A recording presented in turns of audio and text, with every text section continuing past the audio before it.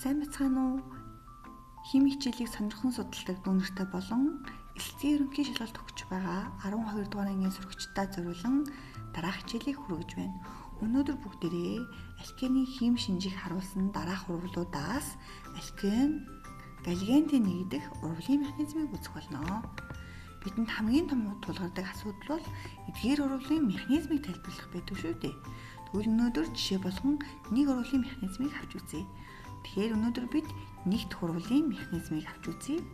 Тэгэхээр нэгт урвалын механизмыг хоёр ангилдаг: электрофил нэгдэх, нуклеофил нэгдэх гээд. Өнөөдөр бүгдээрээ электрофил нэгт урвалыг авч үзье. Үүний түрүүнд электрофил хэрхэн үүсэх вэ талаар үзье. Электрофил нь үүсэхдээ гидролит дэх тасралтын үр дүнд үүсдэг. Энэ үйл явц яаж явагддаг вэ гэхээр ковалент холбооны дундын хос электроныг нэг атом нь хосоор нь авч нуклеофилийг үүсгэн, нөгөө атом нь хоосон орбиталтай үлдээд электрофил үүсгэнэ. Электрофилийг дараах тэмдэглэгээр тэмдэглэнэ. Тэгэхээр өнөөдрийн бидний урвал дээр энэ электрофил маань оролцсон гэсэн үг байна. Тэгвэл жишээ болгоод энэ урвал дээр хаад үзье. Этгээний бромтой харилцан үйлчлэх урвалыг харъя. Урвалаар ямар бүтээгдэхүүн үүсэх вэ гэдгийг бичлэгээс хараад тайлбарлана. Бром байна. Бром өөрөө түлгэн молекул ковалентийн холбоотой. Энэтэй маань этийн урвалд орох нэ. Тэгэхээр этийн нь өөрөө пи электрон үүрэгтэй учраас сүрэг цэнэгтэй. Иймээс молекулыг туйлшруулна. Үүний үр дүнд нэмэгцэнхтэй карбокатион үүсэх ёстой. Туйлшруулж байгаа байдал нь харагдчихээн. Энд түл зүрийн туйл үүсэх ёстой байдаг. Үүний үр дүнд карбокатион үүснэ. Нуклеофил хараахан нэгдээгүй байна. Хэсэг хугацааны дараа нуклеофил нэгдээд эцсийн бүтээгдэхүүн үүснэ. Эцсийн бүтээгдэхүүн юу байсан бэ гэхээр дибромо этан байжээ. Дараах урвалын тэгшлэлийг бичнэ. Тэгвэл өнөөдөр бүгдээрээ энэ урвалын цаана яг ямар механизм, ямар үе шаттай яваад байгаа бэ гэдгийг тайлбарлаж сурцгаая. Тэгэхээр электрофил нэгт урвалын механизмыг тайлбарлахдаа өнөөдөр бүгдээрээ эхлээд нь бром дээр жишээ аваад тайлбарлая. Эхний шатанд болохоор этен нь пи электрон үлдээ учраас сүрэг цэнхтэй. Энэ маань тухайн галеон дахь дундын хосыг галеон дахь молекул галеоныг туйлшруулад гидролитийг тасралт оруулдаг байна. Энэ үйл явц нь маш удаан явагддаг. Үүний үр дүнд нэмэгцэнийг өөртөө нэгдүүлээд, нэмэгцэнхтэй устөрөгчийг өөртөө нэгдүүлээд карбокатионы үүсгдэг байх нь нуклеофил нь хараахан нэгдэж амжаагүй байна. Ингээд нэгдүгээр үе шат нь дуусна. Хоёрдугаар үе шатнд сүрэг цэнхтэй нуклеофил нь үүссэн карбокатионтай маш хурдан нэгдэнэ. Карбокатион өөртөө нуклеофилийг нэгдүүлж авдаг. Үүний үр дүнд эцсийн бүтээгдэхүүн буюу дибромо этан үүсгэнэ. Урвалын энергийн диаграм нь дараах байдалтай гарч ирдэг байна. Та бүхэн энэхүү урвалаа жишээ болгон хараад механизмыг дахин тайлбарлаж үзээрэй. Одоо бүгдээрээ пропионы устөрөгчийн бромидтой ямар бүтээгдэхүүн үүсгүү, ямар механизмаар явагдах үүдийг харцгаая. Саяныхтай ижилхэн байх уу, ялгаатай байх уу?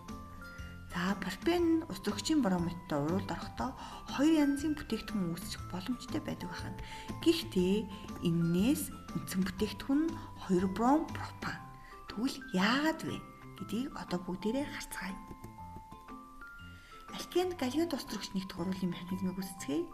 Хамгийн ихний шатанд H бромын эерэг төлөв бүхий устөрөгчийн атом руу алкены пи холбоо пи электрон үйл товтолдог байна.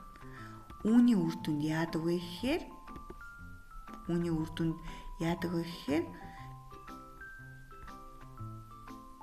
H нэмэх нь электрофил нь өөрөлдөх юм бол электрофил нь пи холбоонд нэгдэж завсрын шатны карбокатионуудыг үүсгэдэг.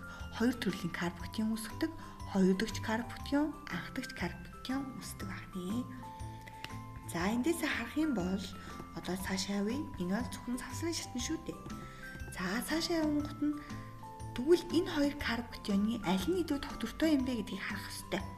Эндээс харах юм бол карбокатионы тогтворжилтыг харах юм бол карбокатионы нэмэгт цэнийг ихсэх тусмаа тогтворжилт ихснэ. Тэгэхээр өөрөөр хэлэх юм бол хамгийн тогтвортой нь 3 дахь карбокатион, үүний дараагийн тогтвортой нь 2 дахь карбокатион, хамгийн тогтворгүй нь анх дахь карбокатион байдаг байна. Тэгээд эндээс харах юм бол завсрын шатанд үүснэн тогтвортой карбокатионоос эцсийн бүтээгдэхүүн их гарцтай үүсдэг байна. Тэгэхээр төгсгөлийн шатыг харах юм бол 2 төрлийн карбокатион үүссэн байгаа. Тэгэхээр энэ 2 төрлийн карбокатионоос аль нь 2 дахь карбокатион бэ гэдгийг хараарай. 2 дахь карбокатион нь юу вэ гэхээр энэ бол энэ зургал дээр байгаа энэ бүтэц бол 2 дахь карбокатион байна. 2 дахь цэг дээр нэмэх тэмдэг байгааг харж байна уу? Энэ бол 2 дахь карбокатион. Тэгвэл 2 дахь карбокатион дээр эцсийн бүтээгдэхүүн маань үүсдэг байна. Тэгэхээр энэний эцсийн бүтээгдэхүүн бол 2 бромо пропан. Хамгийн их гарцтай үүсэх бүтээгдэхүүн нэ гэсэн. За ингээд бүгдээр өнөөдөр электрофил нэгд хурвлыг авч үзлээ. Тэгэхээр нэг зүйлийг анхаарах хэрэгтэй. Галлион тусдрагч алкенд нэгдэх процессыг харахдаа бид Брюхновскийн дүрмийг ашиглах ёстой. Энэ ямар дүрм байдаг вэ гэхээр хоёр өөр атом нэгдэх гэдэг нь шүү дээ. Нэг нь устрагч, нэг нь бором гэд хоёр өөр атом нэгдэх гэдэг. Тэгэхээр давхар холбоо бүхий нүүрсрэгчийн атомд галлионт устрагч маань нэгдэхдээ цөөн устрагч бүхий нүүрсрэгчийн атомд нь галлион нэгдэнэ. Харин олон устрагчтай атомд нь устрагч нэгдэнэ. Энэ дүрмийг баримтлаад та бүхэн галлион устрагч алкентэй нэгдэх хурвлыг бичих нь байна. Цаана ямар механизм явж байгаа вэ гэдгийг бид нэр бүгдээрээ сая үзсэн шүү дээ. Энэ механизмуудаа ашиглаад та бүхэн эдгээр урвлуудыг туршаад үзээрэй. Тэгэхээр эндээс харах юм бол яах нь вэ? Энд дээр пропен хэрхэн H бром нэгдсэн бэ гэдгийг харагдаж байна. Тэгэхээр энэ холбоог харах юм бол за энэ CH2 гэдэг энэ C дээр нь H нь илүү олон байх учраас яах нь H нэгдэж байна.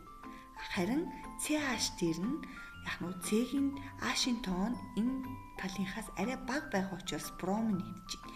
Тэгээ бүтээгдэхүүн нь дараах байдалтай үүсэж байна гэсэн үг. Энэ бол Брюхновскийн дүрм байх нь мартаж болохгүй шүү. Тэгэхээр энэ удаагийн хичээлээ дүгнэх юм бол электрофил нэгд хурвлын механизм нь нэгдүгээрт P электрон нь электрофил шинжтэй жижиг хэсэг рүү товтолдог. Дараагийнх нь давхар холбоонд тасраад P электрофил нэгдснээр завсрын шатанд карбокатионууд үүсдэг байх нь. Үүний дараагаар нуклеофил карбокатион товтолж эцсийн бүтээгдэхүүнийг үүсгдэг байна. Ингээд электрофил нэгд хурвал маань өндөрлөдөг байна.